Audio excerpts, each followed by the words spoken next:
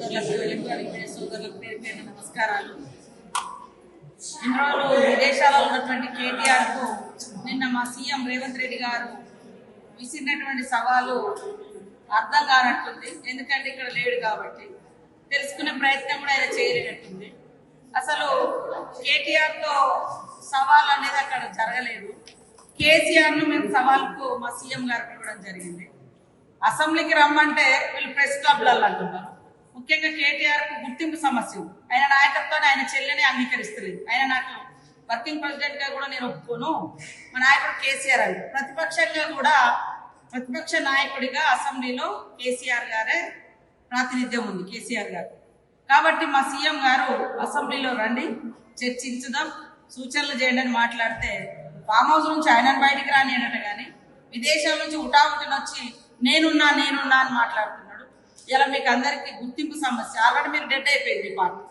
కాబట్టి ఇప్పుడు మీకు గుర్తింపు సమస్య వచ్చింది. కాబట్టి మా సీఎం రేవంత్ రెడ్డి గారు విసిరిన సవాల్కు నీకు కాదు సవాల్, ప్రతిపక్ష నాయకుడిగా, మరి 9.5 సంవత్సరాలు ముఖ్యమంత్రిగా చేసినటువంటి మాజీ ముఖ్యమంత్రి గారు రండి, ఎక్కడో ఉండి మాట్లాడడం కాదు, అసెంబ్లీకి రండి, లేఖ పెట్టండి, అసెంబ్లీ సమావేశపరుస్తామని మేమంటుంటే ఆయన డెడ్ లైన్ పెట్టినాం.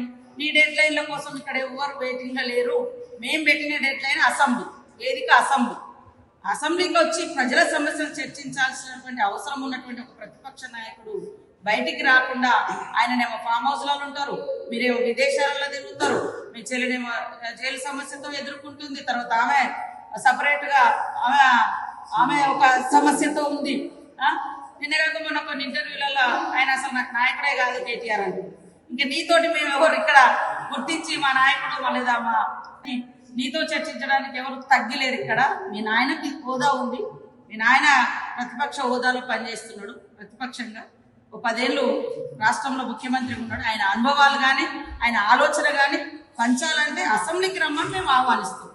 ప్రెస్ క్లబ్బులు, ఇంకో క్లబ్బులు అది కాదు వేదికలు, ప్రజా సమస్యలు చర్చించడానికి అసెంబ్లీనే సరైనటువంటి వేదిక. ఎందుకంటే అసెంబ్లీలో కూడా మెంబర్గా ఉన్నాడు, ప్రతిపక్ష నాయకుడు, ఎమ్మెల్యేగా ఉన్నాడు, ప్రతిపక్ష నాయకుడు ఉన్నాడు. కాబట్టి ప్రజల సమస్యలు అక్కడ చర్చించడానికి రావాలని మేము సవాల్ విసురుతున్నాం.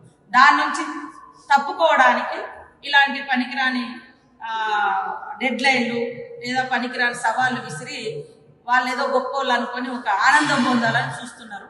కానీ ఎవరు కూడా మిమ్మల్ని పట్టించుకునే పరిస్థితి లేరు. మీ పార్టీ డెడ్ అయిపోయింది, మీ డెడ్ లైన్ల గురించి మేము పట్టించుకునే పరిస్థితులు లేవు.